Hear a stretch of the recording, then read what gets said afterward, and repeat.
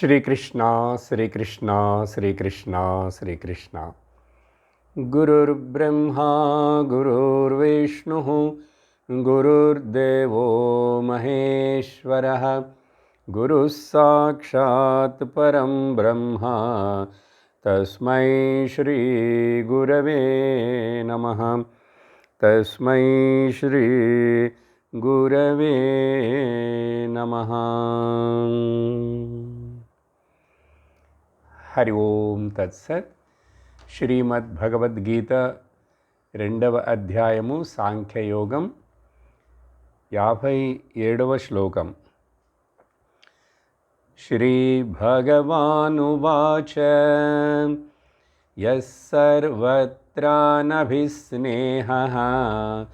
తత్తత్ప్రాప్య శుభాశుభం నాభినందతి నద్వేష్టే తస్య ప్రజ్ఞా ప్రతిష్ఠిత.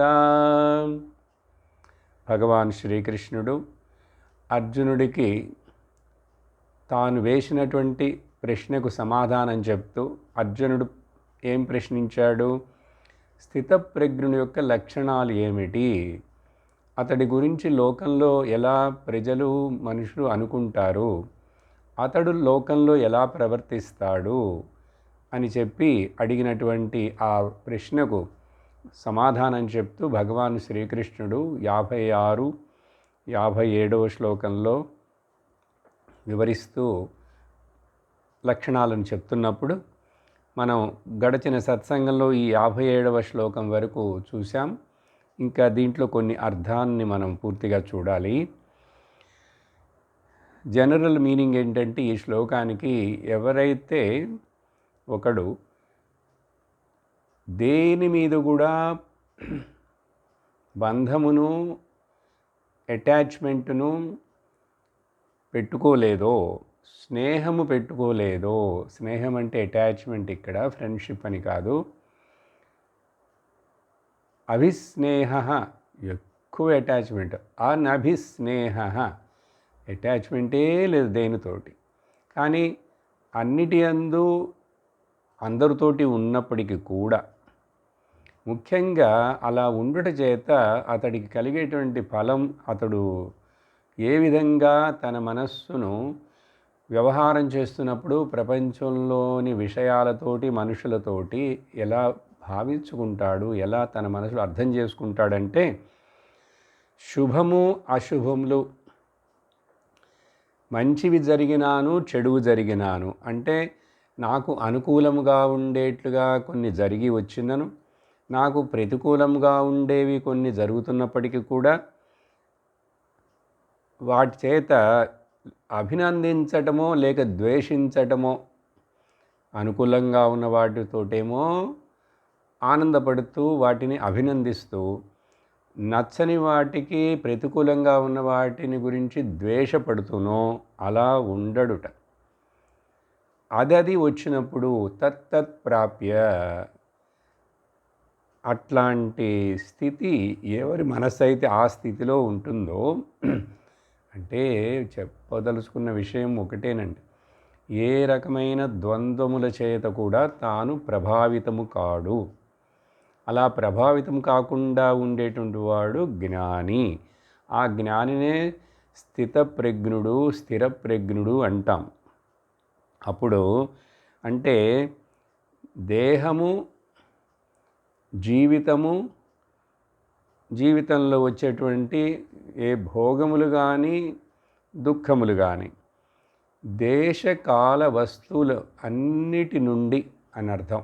ఇంకా లోతుగా చెప్పాలంటే, దేశకాల వస్తువులు సహజంగా మనందరి మీద ఆ మూడిటి యొక్క ప్రభావం ఉంటుంది. ఎప్పుడు మనస్సుకు ముఖ్యత్వం ఇచ్చినంత వరకు ఈ దేశకాల వస్తువులు అనేటువంటివి మనస్సు యొక్క కల్పనలు. మనస్సు ఆ మూడిటి చేతనే అది ప్రవర్తిస్తుంటుంది, ఆ మూడిటి చేతనే ఊహిస్తుంది, కల్పిస్తుంది, అన్నీ చేస్తుంది, భ్రమింపచేస్తుంది. కాబట్టి ఈ జ్ఞానికి ఆ మనస్సు ఇక అతడిని తొందరపరచుట లేదు, బాధపరచుట లేదు, డిస్టర్బ్ చేయటం లేదు. కాబట్టి ఇతడు స్థితప్రజ్ఞుడు. లేక ఈ అభిస్నేహ అంటే బాగా అన్నిటినీ ప్రేమించు. అభి అంటే అన్నిటినీ. స్నేహం అనేది ఏదో కొంతమంది ఫ్రెండ్స్లు, నాకు కొంతమంది డియరెస్ట్ ఫ్రెండ్లని చెప్పటం కాకుండా, ఎప్పుడైతే నువ్వు అన్నిటినీ ప్రేమించటం, వాటిని అభినందించడం చేస్తావో, నువ్వు అప్పుడు డిస్టర్బ్ అవ్వవు. కొన్నిటిని మాత్రం నేను ప్రేమిస్తూ కొన్నిటిని ద్వేషించానంటే ద్వంద్వముల చేత నీ మనస్సు దుఃఖపడుతుంది, కష్టపడుతుంది. కాబట్టి ఎయిదర్ దేనితోటి సంబంధం పెట్టుకోకు అనేది ఒకటి. దేని మీదను నువ్వు అటాచ్మెంట్ని పెట్టుకోకు. లేక అన్నిటితోటి అటాచ్మెంట్ పెట్టుకో. అంటే ఏంటి అర్థం? సుఖం వచ్చినాను నేను స్వీకరిస్తాను, దుఃఖం వచ్చినాను స్వీకరిస్తాను. అలాగా ఇంకా చెప్పాలంటే, నేను ఎంత నా జీవితాన్ని ప్రేమిస్తానో, లైఫ్ని, I love to live, but even if I have to leave from this world, that also I won't hate or hesitate. So love to live, even love when time comes to leave the world. అదండి అభిస్నేహ. అట్లాను okay. అంటే అన్నిటిని include చేయి, లేక అన్నిటినీ exclude చేయి. అన్నిటిని చేర్చుకో, లేక అన్నిటిని తొలగించుకో. రెండు ఏదైనా ఒకటి.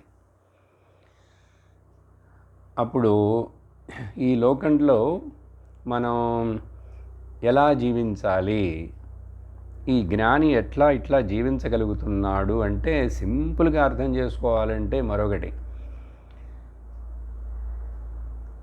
నేను సరి అయిన జీవితాన్ని నడుపుతున్నాను, అర్థవంతమైన జీవితాన్ని నడుపుతున్నాను, జ్ఞానము బుద్ధితోటి విచక్షణతోటి జీవితాన్ని గడుపుతున్నాను అని అంటే, if I'm really leading my life as real life, ఏమిటి దానికి చిహ్నం, గుర్తు? ఇక్కడ ఇన్ని చెప్తున్నారు, స్థితప్రజ్ఞుడని. మనకు సింపుల్గా అర్థం కావాలంటే, నువ్వు ఏదైనా చెయ్యి, జీవితంలో ఏదైనా జీవించు, ఏదో నువ్వు చేయవలసినవి చేస్తుండు. అలా చేస్తున్నప్పుడు ఇంగ్లీష్లో చెప్పాలంటే, you live in a such a way you should not regret later. అదండి సరి అయిన జీవితం అంటే. నీవు ఇలా జీవించావంటే, నీవు చేసే పనులు నీ జీవితము చేత, నీ యొక్క వ్యవహారముల చేత ఆ తరువాత దేని గురించి కూడా పశ్చాత్తాపపడకూడదు.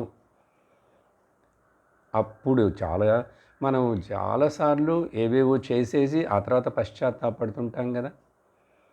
కాబట్టి ఇప్పుడు జ్ఞానము చేత ఇతడు జాగ్రత్తగా అలర్ట్ జీవిస్తున్నాడు. కాబట్టి his life is not putting him in a regrets. మరొక విధంగా చెప్పాలంటే, పొద్దునుంచి రాత్రి వరకు ఒక రోజు తీసుకుందాం ముందులో. జీవితం అంతా మన చేతుల్లో తెలియదుగా రేపటి సంగతి. కాబట్టి ఈరోజు పొద్దునుంచి రాత్రి దాకా నేను సరి అయిన జీవితాన్ని భగవంతుడికి నచ్చినట్లుగా ఆధ్యాత్మిక ఉన్నతి కోసం జీవించి ఉండుంటే, రాత్రిపూట పడుకునేటప్పుడు ఒకసారి సింహావలోకనం చేసుకొని చూస్తే, నా హృదయంలో దేని గురించి అయినా సరే ఎయిదర్ గిల్ట్ కానీ రిగ్రెట్ కానీ ఉండకూడదండి. The sense of arrogance or the sense of guilt. నేను ఇది చేశాను, ఇది సాధించాను, చూశామని గొప్ప యారోగెన్స్, అహంకారము ఉండకూడదు. అయ్యో ఏమి ఇట్లా చేశానే, ఎందుకు ఇట్లా మాట్లాడాను అని చెప్పి లోపల గిల్ట్ ఫీలింగ్ ఉండకూడదు, బాధపడకూడదు. అట్లా కనుక జీవించామంటే ఈరోజు నేను చక్కగా జీవించాను అని అర్థం. చూడండి ఎంత చక్కటి పరీక్ష, సింపుల్ పరీక్ష. ప్రతిరోజు ఎగ్జామ్ చేసుకోవాలి. ప్రతిరోజు నిద్రపోయే ముందు భగవంతుడికి ఈ డేటాని సబ్మిట్ చేయాలి. భగవంతుడా, పొద్దునుంచి ఇప్పటి వరకు నేను నీకు నచ్చిన విధంగా నువ్వు చెప్పినట్లుగా నీ భక్తుడికి ఉండాల్సిన లక్షణాలను నాలో పెట్టుకొని, జ్ఞానమును నువ్వు బోధిస్తున్నావు, ఆ జ్ఞానము నాలో పెట్టుకొని నేను స్థితప్రజ్ఞుడిగా జీవిస్తున్నాను అని చెప్పి కనుక మనకు ధైర్యంగా మనల్ని మనం అడిగి చూసామంటే మనకు తెలియాలి, నాకు దేని మీద గిల్ట్ ఫీలింగ్ లేదు, రిగ్రెట్స్ లేదు, యారోగెన్స్ లేదు. ఎందుకు? అన్నీ ఈశ్వరార్పణం కాబట్టి, సర్వం నారాయణార్పణమస్తు కాబట్టి. అప్పుడు అందువలన ఈ సుఖం, శాంతి అనేటువంటివి ఎప్పుడైతే మనకి ఈ వివేకము చేత వస్తాయో, ఆ తర్వాత వైరాగ్యము చేత దేనితోటి అటాచ్మెంట్ పెట్టుకోవు. అందువలన అప్పుడు మనం వైజ్ పీపుల్ అని అర్థం. చూసారా? లేకపోతే we are otherwise people. So simple. అట్లా చెప్పిన తర్వాత భగవంతుడు ఆ తర్వాత శ్లోకంలో ఒక ఉదాహరణ ఇస్తూ ఈ విషయాన్ని మనకి ఇంకా అర్థమయ్యేట్లుగా చెప్పాలని, ఎలా సాధ్యం అంటే చాలా చిన్న ఉదాహరణ చూడు. 58వ శ్లోకం. యదా సంహరతే ఛాయం కూర్మోంగానీవ సర్వశః ఇంద్రియాణీంద్రియార్థేభ్యః తస్య ప్రజ్ఞా ప్రతిష్ఠితా. భగవంతుడు ఏమి ఉదాహరణ ఇస్తున్నాడంటే, మరియు అంటే ముందు చెప్పిన విషయానికి కంటిన్యూషన్గా, మరియు ఎప్పుడైతే ఈ యొక్క ముని లేక యోగి స్థితప్రజ్ఞుడు సర్వశః సంహరతే, అన్ని పక్కల నుండి అన్నిటినీ ఇంద్రియములను ఎన్ని ఇంద్రియాలు ఉన్నాయి మనకు? కర్మేంద్రియాలతో కలిపి చెప్తే 5, 5, 10 అంటాం. జ్ఞానేంద్రియాలు 5, కర్మేంద్రియాలు 5. కానీ ముఖ్యంగా మనల్ని బాధించేవి, మనల్ని ఈ లోకంలో అనేక విషయాల వైపు అట్రాక్ట్ చేసేవి, ఇవన్నీ కూడా 5 జ్ఞానేంద్రియాలు. ఆ 5 జ్ఞానేంద్రియాలకి మూలం వెనక ఉన్నటువంటిది మనస్సు. అప్పుడు మనస్సును కూడా ఒక ఇంద్రియంగా తీసుకుంటే 5 + 1 6 అవుతాయి. అప్పుడు ఈ ఇంద్రియములను ఇంద్రియార్థేభ్యః అంటే సర్వ విషయేభ్యః ఉపసంహరతే.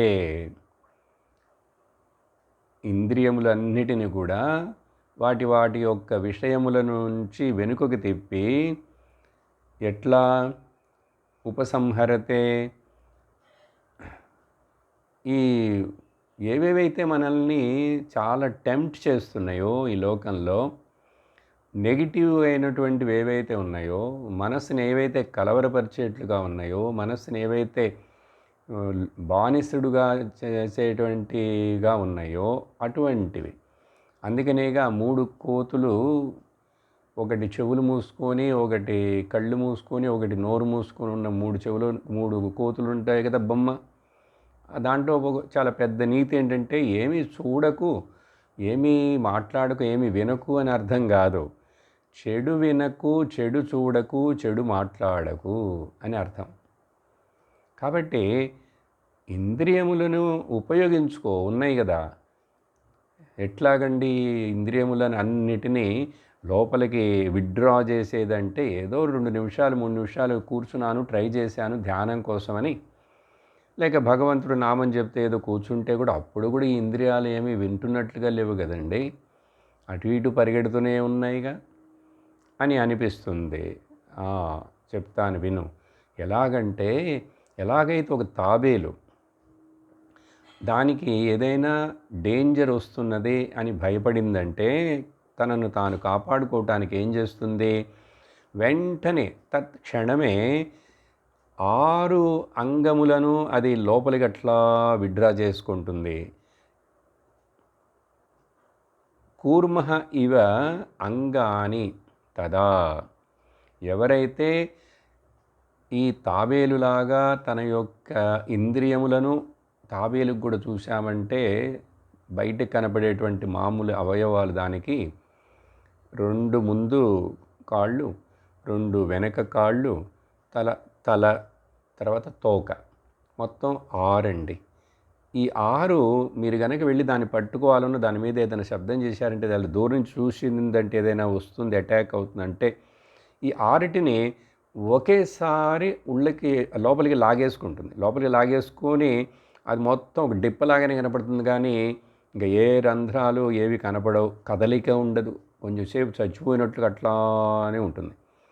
ఏదైనా వేరే మృగం వచ్చిందంటే దీన్ని పట్టుకోవాలనో చూడాలనంటే ఇది పైనేమో టెంకాయలాగుంది, అందుకని ఇంకా అది కదలటం లేదు, ఇది పనికొచ్చేది కాదు తినడానికని అది వెళ్ళిపోతుంది.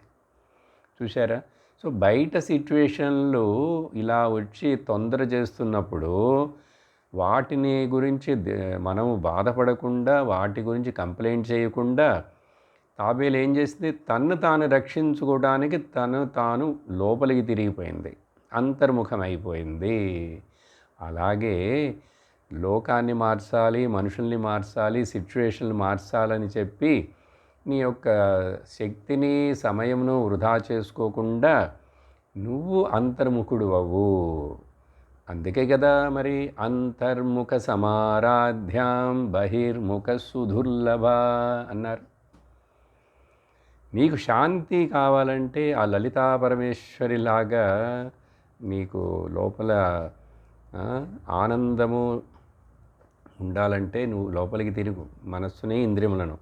అందుకని నిన్ను నీవు రక్షించుకో ఆ తాబేలులాగా. బయట వాటిని గురించి నువ్వు రియాక్ట్ అవ్వకు, అవి నీ చేతులు లేవు, వాటినన్నిటిని నువ్వు మార్చలేవు. అందువలన మనం చేయాల్సినటువంటి సాధనంతా కూడా మనలోనే, నాయందే, నా మనస్సులో.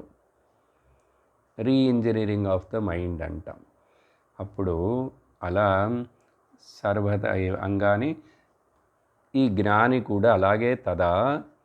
ఎప్పుడైతే ఈ జ్ఞాని ఇట్లా చేస్తాడో యహ, అప్పుడు అటువంటి జ్ఞాని యొక్క జ్ఞానం, తస్య ప్రజ్ఞ, అతడి యొక్క జ్ఞానం వచ్చి ఫర్మ్, స్థిరమైనది అని చెప్పగలం. చూసారా? స్థిరమైనది. ఈ స్థిరమైన జ్ఞానం ఎట్లా వస్తుంది? ఒక్క రోజులో రాదు. ఇలా వినంగా ఈ విన్నదాన్ని బాగా చాలా సిన్సియర్గా, శ్రద్ధతోటి ఇది నాకు చాలా అవసరం, నా యొక్క ఆధ్యాత్మిక అభివృద్ధికి ఇది అవసరం, నా దుఃఖములను పోగొట్టుకున్నట్టుకి ఇది అవసరం అని చెప్పి నిర్ణయం చేసినప్పుడు, ఇదిదా నాకు ప్రయారిటీ, ముఖ్యం అని మనం దానికి గుర్తించినప్పుడు పని జరుగుతుందండి. ఉదాహరణలు 2 చూస్తాం దీనికి. 1-2 ఏమిటంటే, ఇప్పుడు ఎక్కడైనా సిమెంట్ ఫ్లోర్ చేస్తున్నారనుకోండి, ఆ సిమెంట్ ఫ్లోరు చేసేటప్పుడు అటువైపు ఎవరిని ఇంకా ఆ చేసేవాడు మేస్త్రి అట్లా చేసుకుంటూ ఇట్లా వెనక్కి వచ్చేస్తాడు. తాను కూడా దాని మీదకి మళ్ళీ ఎక్కడు.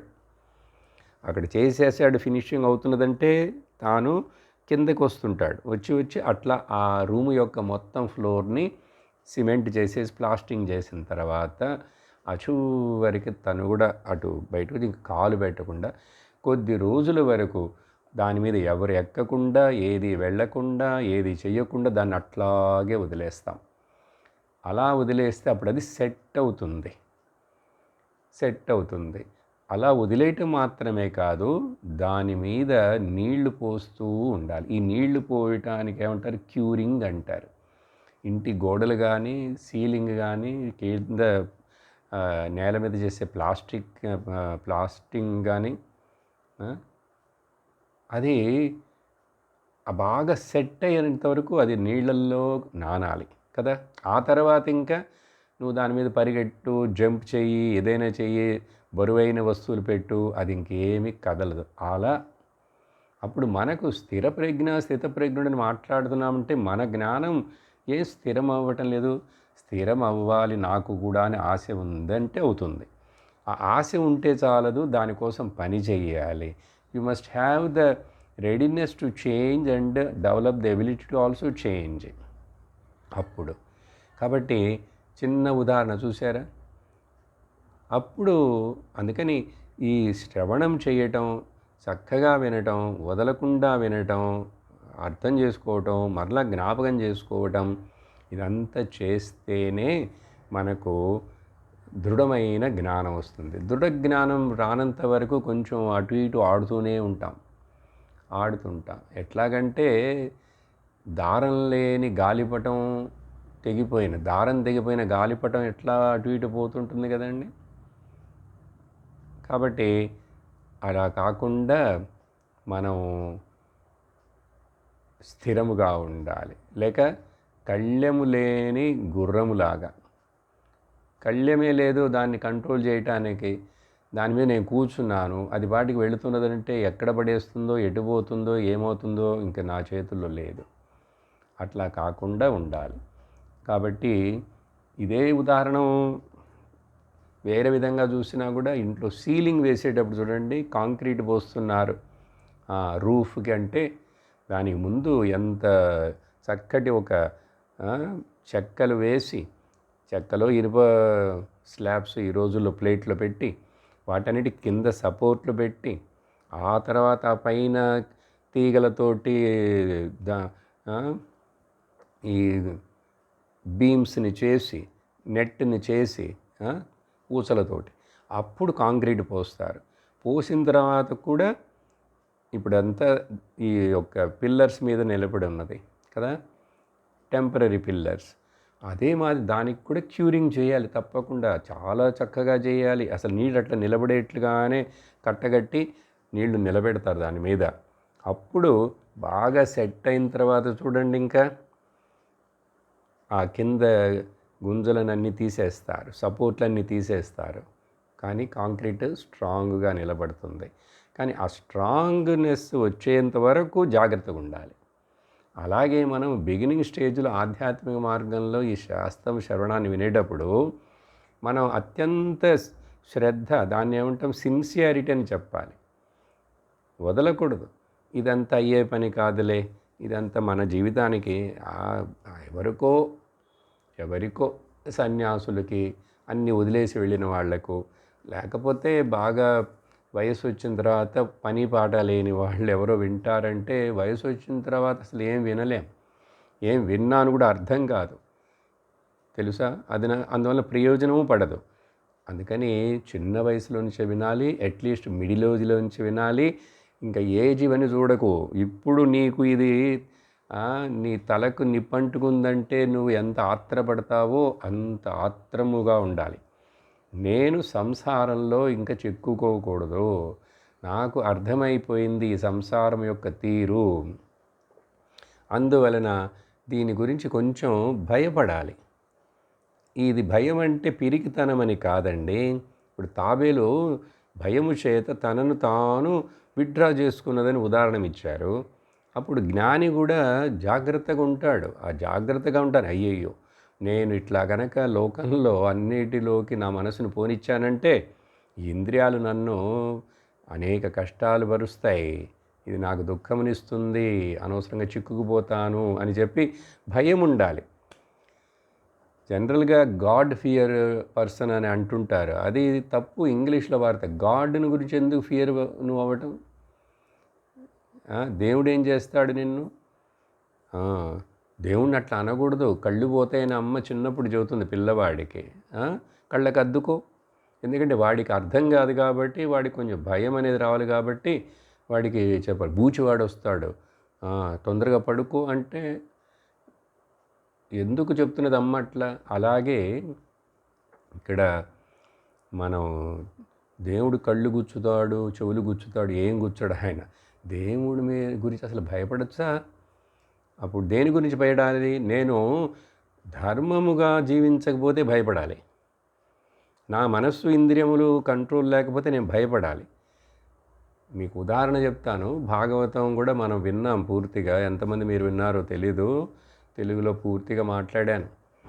అక్కడ ప్రహ్లాద చరిత్రను చెప్పేటప్పుడు ప్రహ్లాదుడు ఆ నరసింహస్వామి దర్శనం అయినప్పుడు హిరణ్యకశిపుని చంపేసిన తర్వాత ఆయన యొక్క ఉగ్ర రూపాన్ని, కోపాన్ని చూసి దేవతలందరూ భయపడిపోయారు, బ్రహ్మదేవుడితో సహా. ఎవ్వరు దగ్గరికి వెళ్ళటానికి కూడా సాహసించడం లేదు. అప్పుడు చివరికి బ్రహ్మదేవుడు లక్ష్మీదేవిని కోరాడు, అమ్మ నువ్వు వెళ్ళు, నువ్వు భార్యవి కదా, ఆయనకి కోపం కొంచెం తగ్గిపోతుంది నిన్ను చూడంగానే.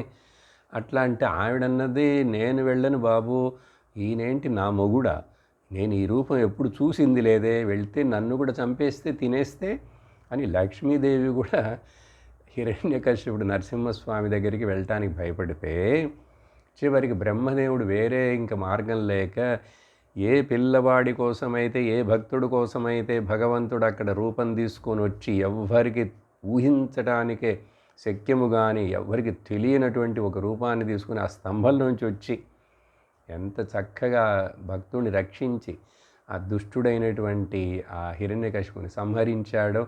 అప్పుడు ఆ ప్రహ్లాదుడి దగ్గరికి వెళ్ళి బ్రహ్మదేవుడు అడుగుతాడు, బాబు నువ్వు వెళ్ళు అంటే, నేను వెళ్తాను, నాకేం భయం లేదు అన్నాడు. భయం లేదని వెళ్ళి దగ్గరికి వెళ్ళి నమస్కారం చేసి ఆ భగవంతుణ్ణి శాంతిపరుస్తూ ప్రార్థన చేస్తాడు, శ్లోకాలు చెప్తాడు.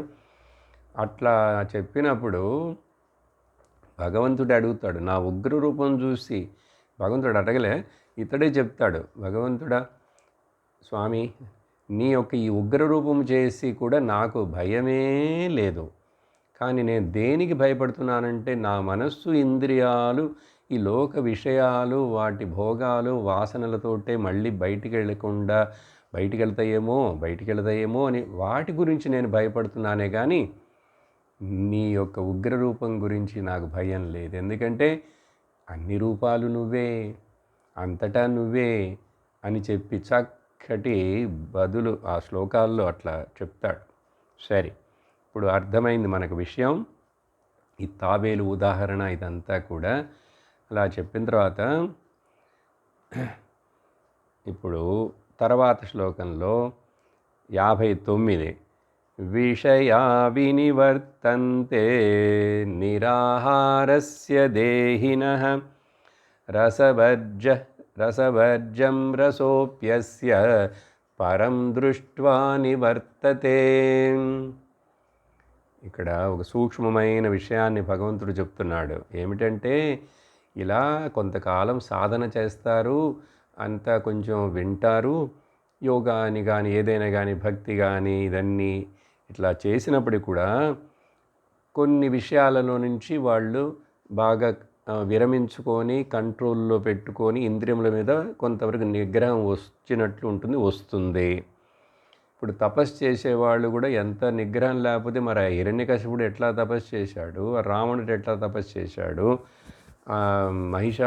వీడు భస్మాసురుడు ఎట్లా తపస్సు చేశాడు, వాళ్ళు కూడా మరి తపస్సు చేయాలంటే చాలా అన్నిటిని కొంచెం కంట్రోల్ చేస్తేనే కదా మొదట తపస్సు జరుగుతుంది.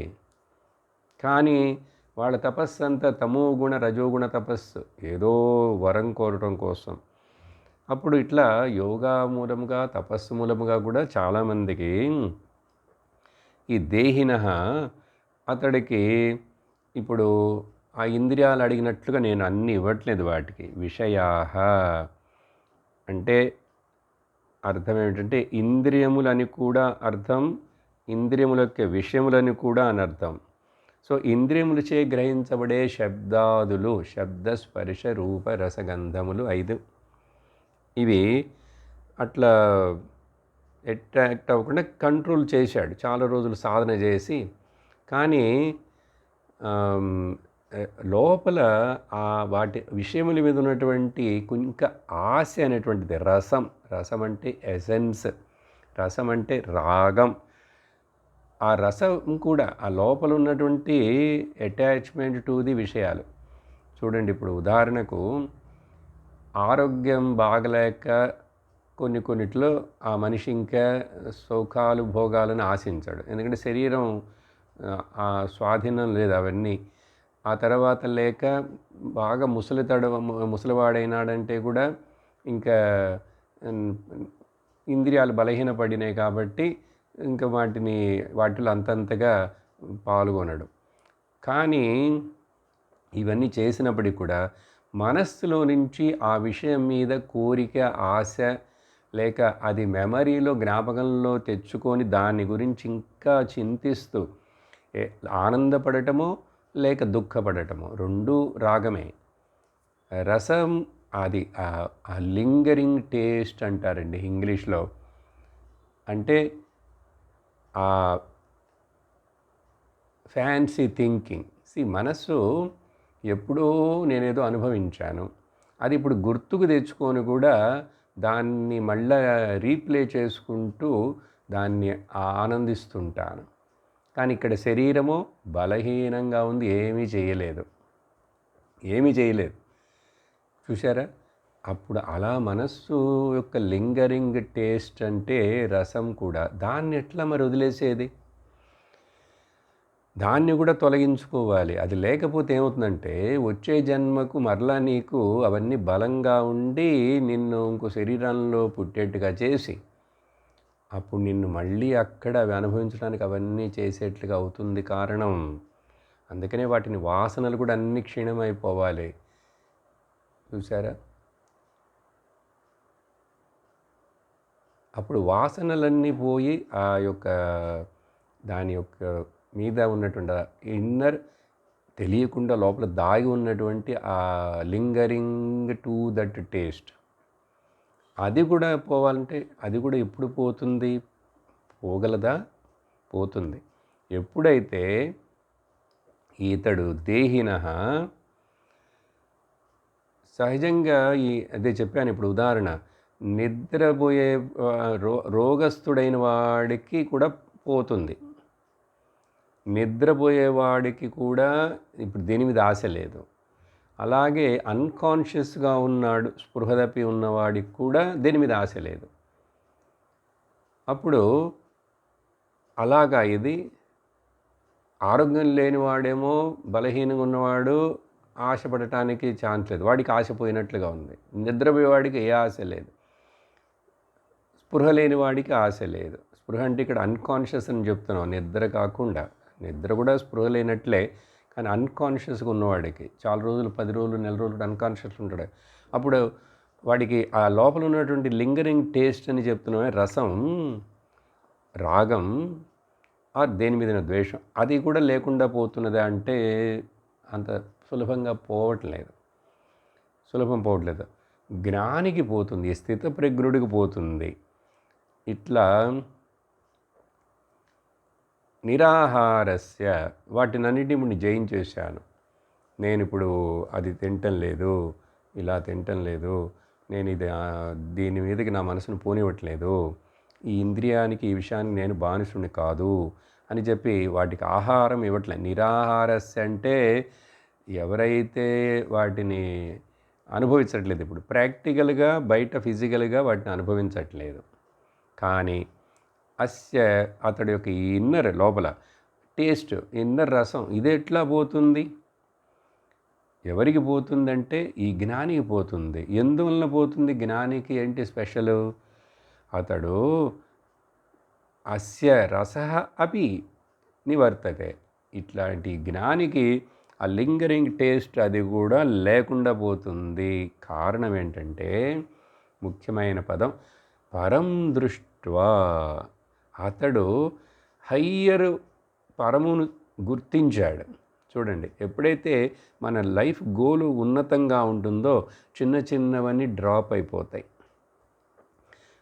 పరమార్థతత్వం బ్రహ్మను తాను అని గుర్తించినప్పుడు ఇంకా చిన్న చిన్న వాటి మీద అల్పంలో అల్పభ్య పరమార్థతత్వ బ్రహ్మ ఉపలభ్య తస్మాత్ అంటారు శంకరాచార్యులు. అందువలన అది లభించింది. అప్పుడు సమ్యక్ దర్శనం అతడికి ఏర్పడినందువలన, అర్థమైనందువలన అప్పుడు అతడి ప్రజ్ఞ ఉంది. ప్రజ్ఞాయా స్థైర్యం కర్తవ్యం ఇది అభిప్రాయ. అట్లా ఆ పారమార్థిక విషయం అర్థం చేసుకోవడానికి, సో హయ్యర్ గోల్. అప్పుడు అల్పమైనది ఎక్కడండి? ఇంకా దానికి ఏం విలువిస్తాను నేను? కాబట్టి మన జీవితం యొక్క లక్ష్యం ఉన్నతముగా లేకపోతే, మోక్షం అనేది ఉన్నతమైన లక్ష్యం కదండి, పారమార్థిక లక్ష్యం. అది లేనంత వరకు ఈ చిన్న చిన్నవన్నీ చాలా మనల్ని డామినేట్ చేస్తూ ముఖ్యంగానే ఉంటాయి. చూడండి, కొంతమందికి మనుషుల మీద అటాచ్మెంట్ ఉండదు. సో బంధువులు కానీ మిత్రులు కానివైనా, కానీ పెద్ద ముసలితనం వచ్చి వయసు అయిన తర్వాత కూడా, ఆ తర్వాత ఈ తినే వాటి మీద కూడా తినేవి కాదు, ఇంద్రియ భోగాల మీద కూడా అంతగా ఉండదు. కానీ డబ్బుల మీదండి, ఎవ్వరికి ఇవ్వడు, తను ఖర్చు పెట్టడు. ఆ ధనం అంటే అంత అటాచ్మెంట్ ఉంటుంది చూడండి. అదేంటి, జడమైనది. దాన్ని పట్టుకొని ఆశపడుతూనే ఉంటాడు. ఎవరికి ఇవ్వడు, పిసినారిగా ఉంటాడు. లోకంలో ఎంతోమందిని చూస్తున్నాం. కొంతమంది ఏమో ఇంద్రియాలకి బానిసలైపోతున్నారు, కొంతమంది ఏమో వాళ్ళ పొజిషన్స్కి బానిసలైపోతారు, కొంతమంది ఆ ఇళ్ళు వాకిళ్ళు కార్లు పేరు ప్రతిష్టలంటే అతడికి ఇంకా వదలడు, అదే జీవితం. కొంతమందికి పిల్లలు, మనవాళ్ళు, మనవరాళ్ళు, కుటుంబం సభ్యులు, వీటి మీద అటాచ్మెంట్. ఏవైనా ఇవన్నీ లోపల ఒక ఇంప్రింట్స్గా ఏర్పడి లోపల ఉన్నాయి. అవి ఎప్పుడు పోతాయంటే పరం దృష్ట్యా, హయ్యర్ని చూసినప్పుడు, హయ్యర్ని దృష్ట్యా అంటే ఇక్కడ అర్థం చేసుకున్నప్పుడు. చూసారా? అందుకనే భూమా అనే జ్ఞానం ఛాందోగ్యోపనిషత్తులో ఏది తెలుసుకుంటే మనుషుడు దుఃఖంలో నుంచి బయటపడతాడో, ఓకే, తరతి శోకం ఆత్మవిత్ అని విన్నాను ఓ సనత్కుమార ఋషి. నాకు అది ఏమిటది ఆత్మని తెలుసుకోవడం అంటే ఏంటంటే, అప్పుడు సనత్కుమారుల వారు నారదుడికి బోధిస్తారు. భూమా విద్యను బోధిస్తూ, భూమాలో సుఖముంది, అల్పే నాస్తి సుఖం. అల్పంలో సుఖం లేదు. అల్పం అంటే ఏంటి, మన చుట్టూ ఉండి వ్యావహారిక లౌకిక శారీరక మానసిక ఇవన్నీ కూడా అవన్నీ అల్పమే. అల్పం, అవన్నీ తుచ్చం, నీచం అని అర్థం. నీచం, అల్పం. అప్పుడు హయ్యర్ తెలుసుకోవాలి. ఈ యొక్క ప్రయారిటీ అంటామే, higher priority. What is the first priority, what is second priority? ఈ జీవితం అర్ధకామాలు ప్రయారిటీగా ఉండకూడదు, ధర్మం ప్రయారిటీగా ఉండాలి. ఆ తర్వాత ఆ ధర్మం చేత జీవిస్తూ, సంపాదిస్తూ, కొంతవరకు లెజిటిమేట్ అండ్ లీగల్ అండ్ మోడరేట్గా నువ్వు సుఖాలను అనుభవిస్తూ బ్రహ్మతత్వమును గుర్తించేందుకు ప్రయత్నం చేయాలి. కాబట్టి ధర్మం ఫౌండేషన్, తర్వాత లక్ష్యం వచ్చి బ్రహ్మం. ఈ మధ్యలో ఈ రెండు కేవలం కొంతకాలం, కొంతవరకు మాత్రమే. అప్పుడు జీవితంలో అర్ధకామాలు పరమార్థం అవ్వకూడదు. దానివల్లనే మనుషుడికి ఈ యొక్క సంసారము, దుఃఖాలు, కష్టాలు, అన్ని కష్టాలు, ప్రాబ్లమ్స్ వస్తాయి. ఇప్పుడు ఇక్కడ ఒక ఉదాహరణ చెప్తాను. రామానుజాచార్యుల వారి యొక్క జీవితంలో వస్తుంది ఈ సన్నివేశం, చెప్పబడింది. అక్కడ శ్రీరంగంలో రామానుజాచార్యులు అక్కడే నివసిస్తున్నారు. అంత ఆ రంగనాథుడి యొక్క సేవ చేస్తూ అట్లా. అప్పుడు ఆ ఊరిలో ఒక బాగా బలవంతుడు, ఫైల్మాన్ అంటారు కదా, రెజ్లర్స్ లాగా ఉండేవాడుట, ఫైల్మాన్. అతడికి ఒక వేశ్య స్త్రీతోటి సంబంధం. ఆ వేశ్య స్త్రీ ప్రాస్టిట్యూట్, చాలా అందంగా ఉంది, నిజంగానే చాలా అందంగా ఉంది, ఊర్లో అందరికీ తెలుసు. కానీ ఇతడు ఎప్పుడైతే ఆమెకి లోలుడైపోయినాడో ఏం చేసేవాడుట, ఆమె ఎక్కడికన్నా వెళుతూ రోడ్డు మీద నడుస్తుంటే ఆవిడకి ఎండ అది పడకుండా, ఆమె యొక్క అందం పోకుండా ఉండాలని గొడుగు పడతాడట. గొడుగు పట్టుకొని ఆవిడ ముఖాన్నే చూస్తూ వెనక్కి వెనక్కి వెనక్కి నడుస్తాడుట. ఇది మనం నమ్మం, జరిగింది. అట్లా ఉంటారండి, అంత పిచ్చివాళ్ళు అంటే ఉంటారు లోకంలో. లోకంలో ఉంటారండి. అప్పుడు అట్లా ప్రజలందరూ చూసి వేడి ఏంటి ఇతడు ఇంత పిచ్చివాడు, ఇంత ఫైల్మాను వస్తాదని చెప్తే వీడు ఇంత బలహీనుడైపోయాడు. ఆవిడే ఒక స్త్రీ తన కోసం గొడుగు పట్టుకొని ఆవిడ మొహాన్ని చూస్తూ అట్లా వెనక్కి నడుస్తాడు. వాడికి దాంట్లో ఆనందం. ఇలా అనుకుంటున్నప్పుడు ఒకరోజు ఎవరో వచ్చి రామానుజాచార్యుల గారికి చెప్పారు. శిష్యులు ఎవరో భక్తులు చెప్తే ఇట్లా ఉన్నాడు మన ఊర్లో ఒకడు, అతడి గురించి అందరు ఇట్లా అనుకుంటుంటారు, అప్పుడప్పుడు ఈ రోడ్లో కూడా వెళుతుంటారు. రామానుజాచార్యులు అన్నారు, అతన్ని ఒకసారి పిలుచుకురా, నేను మాట్లాడతానన్నాడు. అతడు వచ్చాడు. రామానుజాచార్యులు చెప్పారు, ఏమిటి బాబు, సరే ఆవిడేదో కొంత అందంగా ఉన్నది, సరే నీకు ఇష్టం, కానీ రోడ్డు మీదన నువ్వు ఎంత మగవాడివి, నువ్వు ఇట్లాంటి వస్తాదు ఫైల్మానువి, ఇంత నీచంగా అదెందుకు చేయటం, అట్లా ఆవిడ ముఖాన్ని చూస్తూ వెనక్కి నడవటం గొడుగు బట్టి ఆవిడకంటే అన్నాడట ఆ ఫైల్మాను వస్తాదు. ఆమె ముఖము కంటే ఇంక వేరేదైనా అందమైనది నాకు చూపించారంటే నేను ఆవిడ్ని ఇంకా మర్చిపోతాను, ఆవిడ ముఖాన్ని నేను చూడను అన్నట్ట. రామానుజాచార్యులు అన్నారు, సాయంకాలం ఇక్కడ పూజ జరుగుతుంటుంది, ఆరతి జరుగుతుంటుంది, ఆ సమయంలో ఒకసారి నువ్వు రా అన్నారు. ఆయన నమ్మకం అది, అంత గొప్ప ఆచార్యుడు భక్తుడు. అతడు వచ్చాడు. వచ్చి అక్కడ చక్కగా శ్రీ రంగనాథ స్వామి యొక్క ఆరతి అంతా జరుగుతున్నప్పుడు ఇతడు కూడా వచ్చాడు. ఆ ఫైల్మాన్ కూడా నిలబడి చూస్తున్నాడు. ఆ చివరిగా అన్నీ చెప్పటం అయింది, పాసురాలు చదవటం, ఆరతి గంటలు అన్నీ అవుతున్నప్పుడు అతడికి ఆ భగవాన్ శ్రీమన్నారాయణుడి యొక్క కొంచెం సేపు అట్లా ఆ అందమైనటువంటి అతి అద్భుతమైనటువంటి ఆ రూపం దర్శనమైంది. ఆ రంగనాథుడు శ్రీమన్నారాయణుడు మోహిని అవతారం ఎత్తినప్పుడు ఎంత అందంగా ఉన్నాడో లోకమంతా మోహించిపోయిందని మనకు తెలుసు. శివుడే మోహించిపోయాడు. మరి అలాంటిదే లేక ఆయనే అందగాడు, త్రిలోక సుందరుడు. ఆ దర్శనం అవ్వంగానే అతడు మారిపోయాడు.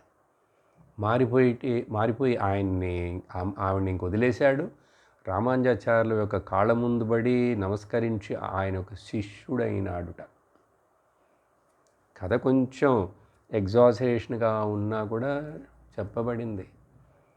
మనం దాంట్లోంచి నీతిని తెలుసుకోవాలి. ఇలా ఎప్పుడు పరం దృష్ట్యా, ఎప్పుడైతే నువ్వు హయ్యర్ సుప్రీంని నువ్వు లక్ష్యంగా పెట్టుకున్నావో అది నీకు కావాలని, ఆ భగవతత్వము ఎంత మహా పరమాత్మ పరం దృష్ట్యా నివర్తతే అని చెప్పి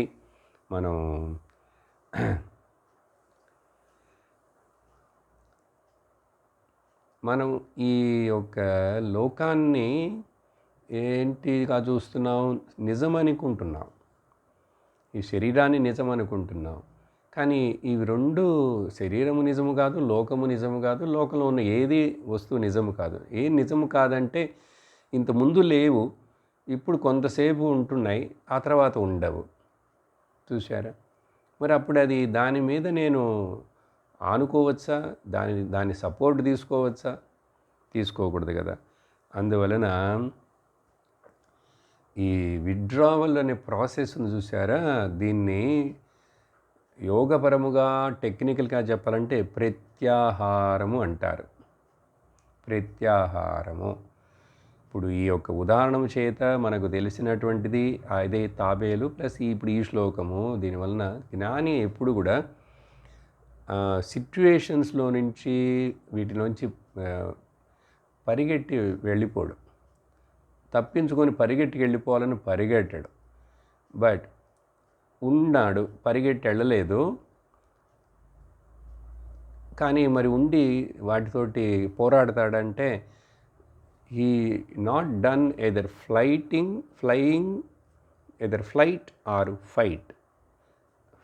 పరిగెత్తికి వెళ్ళపోలేదు, యుద్ధము చేయలేదు. ఇప్పుడు తాబేలు దానికి అది ఎవరిని ఎదిరించి యుద్ధం చేసే శక్తి లేదు దానికి, అది చెయ్యదు. చాలా నిదానమైన సాధు జంతువు అది. చిన్నప్పుడు చదివాం కదా, కుందేలుకిను తాబేలుకి రన్నింగ్ రేస్ పోటీ కదా, చక్కటి కథలు చెప్పేవాళ్ళు కదా మనకు అట్లా. దాంట్లో ఏంటి, slow and steady wins the race అన్నాం. ఈ అది అనుకుంది కుందేలు, కొంచెంసేపు ఈ తాబేలు చిన్నగా వెళుతుంది కదా, అది ఎప్పుడు వెళ్ళి లక్ష్యాన్ని చేరుతుంది, నేను ఈ చెట్టు కింద కొంచెంసేపు రెస్ట్ తీసుకొని కొంచెం నిద్రపోయి లేచి ఆ తర్వాత పరిగెట్టుకుని జంప్ చేసి వెళ్తానని పడుకుందండి. దానికి నిద్రపోయి ఇంకా టైమే తెలియలేదు. ఈ లోపల తాబేలు మాత్రం నిలవకుండా, అలసిపోకుండా, వెనుగు తిరగకుండా, రెస్ట్ తీసుకోకుండా చిన్నగా వెళుతూనే ఉన్నది. ఆధ్యాత్మిక మార్గం కూడా slow and steady wins the race. అర్థమైందా? అందుకని తాబేలు ఫైటు చేయదు జనరల్గా, లేక పరిగెట్టుకొని వెళ్ళదు ఎక్కడి నుంచి, అక్కడే ఉంటుంది, కానీ తను తాను రక్షించుకుంటుంది. Exactly like this. జ్ఞాని ఉన్న చోటు నుంచి, పరిస్థితుల నుంచి, మనుషుల నుంచి ఎక్కడికి పరిగెట్టి వెళ్ళడు. ఒక్కసారి కొంచెం దూరంగా ఉంటామంతే, ఇండిఫరెంట్గా ఉండాలి. కానీ కొన్నిటిని మనం అవాయిడ్ చేయలేం. అవాయిడ్ చేయకుండా అట్లా ఉన్నప్పుడు ఎక్కడికి పరిగెడతావు, ఎక్కడికి వెళ్తావు? ఎక్కడికి వెళ్ళినా అక్కడ లోకం ఉంటుంది, అక్కడ మనుషులు ఉంటారు, అక్కడ నీకు మళ్ళీ కొన్ని రకాలైన కష్టాలు అవన్నీ వస్తాయి. చూశారా? దీనికి ఉదాహరణ చెప్పాలంటే ఇంకా కూడా చాలా ఉన్నాయి. అప్పుడు ఇట్లా ఈతడు అస్య రసః అపి నివర్తతే, ఇతడు రియాక్ట్ అవ్వలేదు, ఫైట్ చేయలేదు, ఆర్ ఫ్లైట్ పరిగెట్టుకుని వెళ్ళలేదు. ఎట్లా సాధ్యమైంది ఇది? ఎందుకంటే బహిర్దృష్టి అంతర్లక్ష్యం అంటారు దీన్ని. దృష్టి బయట ఉన్నది, అన్నీ జరుగుతున్నాయి, చూస్తున్నాడు. జ్ఞాని చుట్టూ కూడా మనుషులు ఉన్నారు, ఆయనని కొంచెంమంది క్రిటిసైజ్ చేసేవాళ్ళు ఉంటారు, కష్టపెట్టేవాళ్ళు ఉంటారు, కానీ తాను వాటికి ముఖ్యత్వం ఇవ్వట్లేదు. అది ఒక ఉదాహరణ చెప్తాను చూడండి దీనికోసం. మరి ఒక మహాత్ముడు, సాధు, సన్యాసి, సో భిక్ష అడుగుతూ వెళ్ళి వాళ్ళు జీవిస్తారు కదా ఆ రోజుల్లో ముఖ్యంగా. అట్లా రోజు ఒక్కొక్క చోటికి వెళ్ళేటప్పుడు ఒక చోట కొట్లు ఉన్నాయి కానీ ఇళ్ళు ఏమీ లేవు. ఒక కొట్టు ముందుకు వెళ్ళి నిలబడ్డాడు ఏమైనా ఇవ్వమని. ఆ కొట్టు యజమాని ఏం చేశాడంటే ఇతన్ని సహస్రనామం పెట్టి తిట్టాడు. అంటే తిట్ల సహస్రనామం. ఇంత బలంగా ఉన్నావు, పని చేసే శక్తి ఉంది, పోయి సంపాదించుకోలేవు, మీలాంటి వాళ్ళ వల్లనే ఈ ఇండియా అంతా ఇట్లా పాడైపోయింది, ఏంటంటో చెప్పి తిట్టాడు. చాలా తిట్టి అతడు అలిసిపోయినాడు ఆ కొట్టు యజమాని. ఆ తర్వాత ఈయన చెలించనే లేదు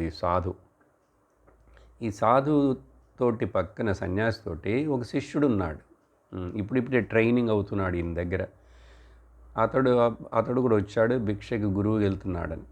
ఆ తర్వాత ఇన్ని తిట్టి అయిన తర్వాత ఇంకా చివరికి అప్పుడు ఈ సన్యాసి బయలుదేరి ఆ చోటు నుంచి నడుస్తూ వెళ్తుంటే ఈ పక్కన ఉన్న శిష్యుడు అడుగుతున్నాడు ఆయన, గురువుగారు మిమ్మల్ని అతడు ఎంత తిట్టాడు, ఇన్ని తప్పు మాటలు, చెడ్డ మాటలు అన్నాడు, నేను వెళ్ళి అతడికి అవన్నీ తిరిగి మళ్ళీ వాపస్ ఇచ్చేయినా, ఇంట్రెస్ట్ తోటి ఇచ్చేస్తాను అంటే పోయి నేను వాడిని ఏంటని చెప్తానని అంటే ఆ గురువు అన్నారు, ఓ అతడు అన్నవన్నీ నువ్వు తీసుకుంటే నిజంగా నువ్వు వెళ్ళి రిటర్న్ ఇవ్వు.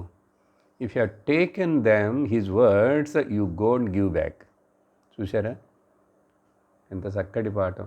నానేమీ తీసుకోలేదు, నేనేమి వాటిని పట్టించుకోలేదు, నా చెవుల్లోకి అసలు వెళ్ళనే లేదు. అదండి జ్ఞానస్థితి. మన వ్యవహారం వీటిలో, ఇంట్లో కానీ, ఆఫీసులో కానీ, ఎక్కడైనా సరే ఎవరైనా కొంచెం చిన్న అబ్యూజ్ చేస్తే ఎంత రియాక్ట్ అయిపోతాం. మనకు అహంకారం అట్లా పడగ విప్పేస్తుంది. నన్ను అన్నావు, ఇంత మాట అన్నావు నువ్వు ఏంటని చెప్పి ఇంకా దాని గురించి ఒకటే. ఎవరైనా అబ్యూజ్ చేస్తే అది కూడా ఇట్లాగే ఎంతో దాని ముఖ్యత్వం ఇస్తాం. జ్ఞాని ఎవరో తెలుసా? Who takes both abuse and the praise equally. ఇది సాధ్యం, ప్రాక్టీస్ చేయాలి. ఏదో చిన్న అబ్యూస్ చేశారు, నేను యాక్సెప్ట్ చేశానంటే అది నిజమని అర్థం. నేను యాక్సెప్ట్ చేయట్లేదు, I not given any importance to it. దానికి అననండి, అన్నంత మాత్రం ఏమవుతుంది, నా ప్రిస్టేజ్ పోతుంది. ప్రిస్టేజ్ అంటే ఏంటి? ఏం లేదు, అహంకారం. నీకు అహంకారం. ఎవరో నన్ను ప్రైజ్ చేయాలా? వాళ్ళెవరు నన్ను అబ్యూజ్ చేయడానికి, ప్రైజ్ చేయడానికి? నేను దేవుడి చేత అభినందించబడాలి. The lord should praise me that. ఎట్లా? ఓ మై డియర్ భక్త లేక జ్ఞాని మూక్షు, నీకు ఈ మనుష్య శరీరాన్ని ఇచ్చాను, నువ్వు దాన్ని చక్కగా ఉపయోగించుకొని నేను చెప్పింది ఆచరిస్తూ అలా జీవిస్తున్నావే, నీవంటే నాకు చాలా ప్రియమని చెప్పి సమే భక్త మమే ప్రియ, సభక్త మే ప్రియ, మమ ప్రియ. ఎన్నిసార్లు భగవద్గీతలో భక్తుడి గురించి అట్లాంటి భక్తుడు, అట్లాంటి వాడు నాకు ప్రియుడు, అట్లాంటి వాడు నాకు ప్రియుడు అన్నాడు. కానీ పంగనామాలు పెట్టుకుంటేనో, రైల్వే లైన్లు పెట్టుకుంటేనో, .comలు పెట్టుకుంటే నాకు ఇష్టమని చెప్పలే. ఈ డ్రెస్సు వేసుకున్నవాడు నాకు ఇష్టము, ఈ ప్రసాదాలు చేసేవాడు నాకు ఇష్టము, ఇలా నడిచి వచ్చినవాడు, గుండు కొట్టించుకున్నవాడు నాకు ఇష్టం, ఎక్కడ చెప్పనే లేదండి. ఆయన ఏమంటున్నాడంటే, నీ యొక్క మనసులో ఉన్న మంచి గుణాలు, వాల్యూస్, దైవీ సంపత్తి, అవన్నీ నాకు ఇష్టం, అవి కావాలి, అప్పుడు నేను నా వాడిగా చేసుకుంటానన్నాడు. ఇప్పుడు రాబోయే శ్లోకంలో అదే చెప్తున్నాడు భగవంతుడు. మధ్యలో రాబోయే శ్లోకం అది 61లో చెప్తాడు. అది ఇప్పుడు 60లో ఏంటంటే ఒక ప్రికాషన్, జాగ్రత్తగా ఉండాలి. ఈ ఇంద్రియములు ఎంత బలమైనవంటే వాటిని నమ్మనే కూడదు. ఇంద్రియములు అంటే మనస్సు కూడా, అది ఎప్పుడు చలించి ఎప్పుడు ఏ తప్పు పని చేస్తుందో, దేనికి లోనైపోతుందో మనం you should not take it for granted. Never take your mind take it for granted. కాబట్టి ఈ ముఖ్యంగా అసలు అంత కంట్రోల్ లేని ఆ ఇంద్రియాలు, మనస్సు ఎంత వీడిని పతనం చేస్తాయో. 60వ శ్లోకం. యతతో హ్యపి కౌంతేయ పురుషస్య విపశ్చితః ఇంద్రియాణి ప్రమాధీని హరంతి ప్రసభం మనః. యతతః, ఎంతో ప్రయత్నం చేశాడు, ఎన్నో సంవత్సరాలుగా వింటున్నాడు, ఎన్నో సంవత్సరాలుగా మంచివన్నీ చేయాలంటున్నాడు, అది చేస్తాడు, ఇది చేస్తాడు, ఎన్నో సంవత్సరాలుగా పూజలు చేస్తాడు, ఎన్నో సంవత్సరాలుగా దేవుడికి మొక్కుతుంటాడు, వ్రతాలు చేస్తాడు.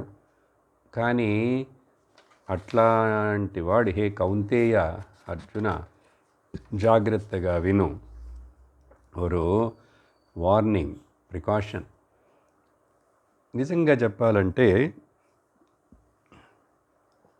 ఈ ఇంద్రియాలు ఉన్నాయి చూసావా, పంచ జ్ఞానేంద్రియాలు, మనస్సు 6, షడింద్రియాలు, ఇవి ప్రమాథీని, చాలా పవర్ఫుల్. అవి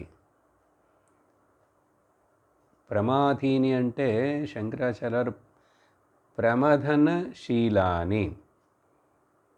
ప్రమాదం అనేది కూడా ఉందిగా పదం, డేంజర్, యాక్సిడెంట్నే ప్రమాదం అంటాం, కానీ సంస్కృతంలో ప్రమాదం అంటే డేంజరస్ కదా. ఆ ప్రమాదం, దాని ఆ స్తంభాన్ని తాకకు, కరెంటు 1000 volts ప్రమాదం. కాబట్టి ప్రకర్షణేన మథనశీలాని. మథనం అంటే ఏంటంటే చిలకటం అండి. నిన్ను ఆడిచ్చేస్తాయి, ఉక్కిరి బిక్కిరి చేస్తాయి. ఆ సుడిగుండంలో పడ్డవాడిని ఎట్లయితే ఆ సుడిగుండం లోపలికి లాగేస్తుందో ఏం చేయలేవు, అట్లా లోపలికి తీసుకెళ్ళి నిన్ను నొక్కేస్తుంది. అట్లా ఊపిరి తీసేస్తాయి, ఊపిరి ఆడనివ్వవు. ప్రమథనశీల, మథనం, ప్రమథనశీల అని అంటే విషయముల వైపు అట్లా నిన్ను అట్రాక్ట్ చేస్తాయి. చూడండి, కొన్నిసార్లు మనం ఎంత కంట్రోల్ చేయాలని అట్లా ఉంటున్నా కూడా బయటికి వెళ్ళామంటే సినిమా పోస్టర్లు, బయటికి వెళ్ళామంటే సినిమా పాటలు. మన ఇంట్లో మనం పెట్టలేదు, నేను కొంచెం జాగ్రత్తగానే ఉన్నాను, అవసరమైనటువంటి చూడను, ఏమి పెట్టను అంటే పక్కింట్లో పెడతారండి. ఆ సౌండ్ అవి వింటేనే మనకు తర్వాత ట్రైన్లో వెళ్ళేటప్పుడు జనాలు ఇట్లా ఏవేవో సౌండ్లు పెట్టి వింటుంటారు. అడ్వర్టైజ్మెంట్లు వస్తూనే ఉంటాయి. అవి చూడంగా ఒకసారి చూస్తే ఇంకా మళ్ళీ చూడాలనిపిస్తుంది. చూసిన అడ్వర్టైజ్మెంట్నే చూస్తుంటా చూడండి, కళ్ళు ఎట్ట వేసేస్తాయో ఏంటో. అదే అదే మరి ఎడిక్షన్ అంటే. నిన్న వేశాడు ఆ అడ్వర్టైజ్మెంట్, రేపు వేస్తాడు, ఇప్పుడే మళ్ళీ 10 సార్లు వేయబోతున్నాడు. కానీ అది వస్తున్నప్పుడు కూడా అటే చూస్తుంటాం. అట్రాక్ట్ చేస్తాయి, చూసారా? అందుకని ఎంత జాగ్రత్తగా ఉండాలి. నేను ఇప్పుడు మరి అట్రాక్ట్ చేసిన తాబేలు మళ్ళీ దాన్ని తీసుకొస్తాయి ఇక్కడికి. తాబేలు ఎగ్జాంపుల్ చెప్పారండి. అది టక్కని ఏదో డేంజర్ వస్తుందంటే వెంటనే అన్నిటినీ లాగేసుకుంది లోపలికి. ఇంద్రియం, తల, 2 కాళ్ళు, 2 చేతులు, తోక, అన్నిటినీ. నేను ఎట్లాగండి అట్లా అన్నిటినీ ఒక్కసారి అట్లా లాగేసుకోగలనా? ఏం చేయాలి నేను? చెవుల్లో దూది పెట్టుకోనా, కళ్ళకి ఏదైనా గంతలు కట్టుకోనా, ముక్కు కూడా మూసుకోనా, నోరుకి ప్లాస్టర్ వేసుకోనా, శరీరం మొత్తం ఏదైనా కంబళి దుప్పటి పెట్టుకొని కప్పుకోనా, ఇట్లా అన్నిటిని నేను లోపలికి లాగేసుకొని రక్షించుకునేదంటే అలా చేసేది కాదు. ఇది వివేకము చేత, బుద్ధి స్ట్రాంగ్. అది ఎట్లా వస్తుంది? ప్రతిరోజు సత్సంగం, గురు సాంగత్యం, శాస్త్రశ్రవణం, భగవద్భక్తి. ఎప్పుడైతే నువ్వు నిజంగా దేవుడిని నమ్ముతున్నావో, ఆ దేవుడు చేత నీకు ప్రసాదించబడినటువంటి ఒక గురువు, ఆచార్యుడు నీకు ఉపదేశం చేస్తున్నాడో, ఆయన చేసే ఆ శాస్త్రం, ఈ మూడిటిని నువ్వు గట్టిగా పట్టుకున్నావంటే నిన్ను ఏమి చెయ్యవు. మధ్య మధ్యలో కొంచెం లూజుగా పట్టుకున్నావంటే పడిపోతావు. అట్లా గట్టిగా పట్టుకోవాలి. ఆ గట్టిగా పట్టుకోవడం అంటే సిమెంటు, కాంక్రీటు స్ట్రాంగ్ అయినట్లుగా వినటమే, వినాలి, శ్రద్ధతో వినాలి, భక్తితో వినాలి. ఇది నాకు అవసరం, దీనికి మించిన మందు లేదు అని నువ్వు గుర్తించాలి. ఇది చెయ్యరండి చాలామంది. అందుకని ఎంత ముఖ్యమనేది తెలియాలి మొదట్లో. ఇదేదో కాలక్షేపానికే ఇట్లా ఇంత డీటెయిల్డ్గా చదవాలండి భగవద్గీత. నేను అప్పుడప్పుడు అక్కడక్కడ ఏదో కొంచెం విన్నాను, ఆయన మాట్లాడారు, ఈయన మాట్లాడారు, ఇలా చెప్తాం. అన్ని అధ్యాయాలు జీవితంలో ఒకసారి చాలదు యాక్చువల్గా. ఒక్కసారైనా మొదటి నుంచి చివరి దాకా వదలకుండా, ఒక్క శ్లోకం వదలకుండా, ఒక క్లాసు మిస్ అవ్వకుండా శ్రవణం చేస్తున్నాం. అట్లా మనకు టైం ఉన్నప్పుడు, మనకు లీజర్గా ఉన్నప్పుడు, వేరే పని లేనప్పుడు మనకు అట్లా ఉంటే ఇక్కడ ఫలం దొరకదు, ఇది ప్రయోజనపడదు. ముఖ్యత్వం తెలుసుకోవాలి. అందుకని మధ్య మధ్యలో అవన్నీ చెప్తున్నాను. అందుకని శ్లోకం ముగించేయటం కాదు. ఏం చెప్పాం ఇప్పుడు? ఆ తాబేల్ అట్ట చేసింది, అట్లా కాదు. ఇక్కడ జ్ఞాని వివేక వైరాగ్యాలతోటి బలం అవుతాడు. ఆ వివేక వైరాగ్యాలు ఎట్లా వస్తాయి? శాస్త్ర శ్రవణం చేత వస్తాయి. చక్కని సిస్టమాటిక్ స్టడీస్ అంటాం శాస్త్రం. ఈ స్పిరిచువల్ ఎడ్యుకేషన్ సిస్టమాటిక్గా చేయాలి, అప్పుడు జరుగుతుంది. అప్పుడు చెప్పి ఈ శ్లోకంలో ఏం చెప్తున్నారంటే, ఇక్కడ ప్రమాదీని చాలా ఉదాహరణ మరొకటి చెప్తాను చూడండి. సీతాదేవి, రాముల వారు, లక్ష్మణుడు అందరూ అడవికి వెళ్ళినప్పుడు రాముల వారు అసలు సీతాదేవి నువ్వు రావద్దు, నీకు అక్కడ కష్టాలు వస్తాయి, అవి వస్తాయి అన్నీ చెప్పినప్పుడు కూడా ఆవిడ పతివ్రతలాగా భర్త దగ్గరే ఉండాలి, నువ్వు తప్ప నువ్వు ఎక్కడుంటే అక్కడ ఉంటానని చెప్పి మంచిగా వస్తానంది. ఒప్పుకున్నాడు. రాముడు కూడా వచ్చింది, చక్కగా జీవిస్తున్నారు అక్కడ. మారీచుడు, రావణుడు చేత పంపబడినటువంటి ఆ మాయా జింక. ఇప్పుడు సీత అనేటువంటి మనస్సు తన యొక్క పతి అయినటువంటి బ్రహ్మమును తెలుసుకోకుండా రామచంద్రుడు దగ్గర ఆశపడి అడిగింది. రాముడు కంటే ఇంకెందుకండి మరి ఆ జింకను ఆశపడటం? ఆయనే సర్వలోక సుందరుడు, ఆయనే పరాక్రమవంతుడు, అన్నీ ఆయనే. అలాంటి దేవుడే అంటే బ్రహ్మమే ఆత్మారాముడే, ఆత్మ అక్కడ భగవంతుడు ఉన్నా కూడా బంగారు జింకటండి. బంగారంతో చేసిన జింక ఎక్కడైనా ఉంటుందండి? పాపం సీతాదేవి చదువుకోలేదా? జ్ఞానవంతురాలే, మంచి అమ్మాయి, అన్నీ ఉన్నాయి. కానీ వ్యామోహం, ఒక చిన్న జింక మీద ఒక కోరిక కలిగిందండి.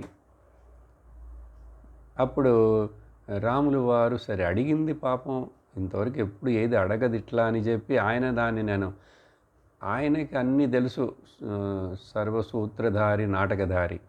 ఆయన వెళ్ళొస్తాను నేను తీసుకొస్తానని చెప్పి లక్ష్మణుని కాపలాగా ఉంచి వెళితే, అక్కడికి వెళ్ళిన తర్వాత అక్కడ మాయా జింక వాడు మళ్ళీ ఏదో హే రామ్, హే సీత, హే లక్ష్మణ అని అరిస్తే రాముడికి ప్రాణాలు పోయినాని మళ్ళీ అది భ్రమపడింది.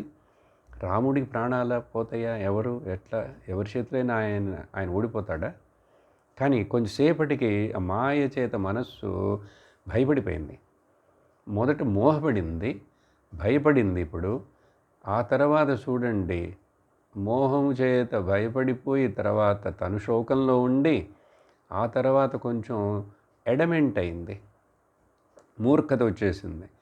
లక్ష్మణుడు చెప్పాడు, అన్నయ్యకి ఏం అవ్వదు వదినా, నువ్వు దుఃఖపడకు, బాధపడకు అని చెప్తే ఆ లక్ష్మణుని అనకూడని మాటలు అన్నది. చూసారా, మూర్ఖత్వం వచ్చినప్పుడు, శోక మోహాలు ఏర్పడినప్పుడు ఈ మనిషి ఏం చేస్తాడు? అర్జునుడి స్థితి ఇదే కదా ప్రారంభంలో. అప్పుడు సీతకి ఇంకా లక్ష్మణుడు వెళ్ళాల్సి వచ్చింది. అప్పుడు రావణుడు సీతను కిడ్నాప్ చేసి తీసుకెళ్ళిపోయాడు, చిక్కుకుపోయింది.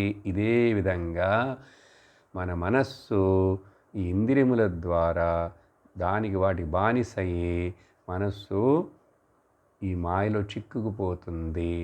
తాను నిజంగా పరబ్రహ్మ స్వరూపమని తనను తాను తెలుసుకోకుండా ఈ లోకంలో ఇలాగే తంటాలు పడుతూ తిప్పలు పడుతూ ఉంటుంది. కాబట్టి ఇది అర్థం చేసుకో. ఇంద్రియాలు ప్రసభం హరంతి మనః, ఆ మనస్సు ఎంత చక్కటి ఇంతకుముందు డిసిప్లిన్గా ఉన్నప్పటికీ కూడా అది ఈవెన్ అపి విపశ్చిత పురుషస్య అపి, బాగా చదువుకున్నాడు, బాగా తెలివితేటలు ఉన్నాయి, బాగా బుద్ధిమంతుడు, బాగా అన్నీ తెలుసు, యమనియమాలు పాటిస్తాడు, తపస్సు చేస్తాడు, వ్రతం చేస్తాడు, అన్నీ చేస్తాడు. అలా ఉన్నప్పటికి కూడా ఎంత జ్ఞాని అయినప్పటికీ కూడా అని అర్థం ఇక్కడ. విపశ్చిత అంటే ఈవెన్ మేధావినః అని రాస్తారు శంకరాచార్య గారు. వివేక జ్ఞానం ఉన్నప్పటికీ ఉన్నవాడైనా కూడా చాలా కంట్రోల్ చేసుకునేటువంటి శక్తి ఉన్నప్పటికీ కూడా ఏదో సమయంలో టక్కని దిగజారి పడిపోయేందుకు అవకాశం ఉంది. విశ్వామిత్రుడు వారు తపస్సు చేస్తున్నప్పుడు మేనకకు లోనైపోయినట్లుగా. అప్పుడు ఇంత ప్రయత్నం చేస్తున్నవాడు కూడా తన మనస్సుని ఇంట్లో యతతః అండ్ కౌంతేయ విపశ్చిత, 2 పదాలు చెప్పారు. వివేకుడే, ప్రయత్నం చేసిన వాడే, కానీ ఓడిపోయే అవకాశం ఉంది అజాగ్రత్తగా ఉంటే. తస్మాత్ జాగ్రత్త జాగ్రత్త జాగ్రత్త అని శాస్త్రం యొక్క డిక్టం. ఆ తర్వాత శ్లోకాలను వచ్చే సత్సంగంలో చూద్దాం. ఓం పూర్ణమదః పూర్ణమిదం పూర్ణాత్ పూర్ణముదచ్యతే పూర్ణస్య పూర్ణమాదాయ పూర్ణమేవావశిష్యతే. ఓం శాంతి శాంతి శాంతి. హరి ఓం శ్రీ గురుభ్యో నమః. హరి ఓం. హరి ఓం తత్సత్.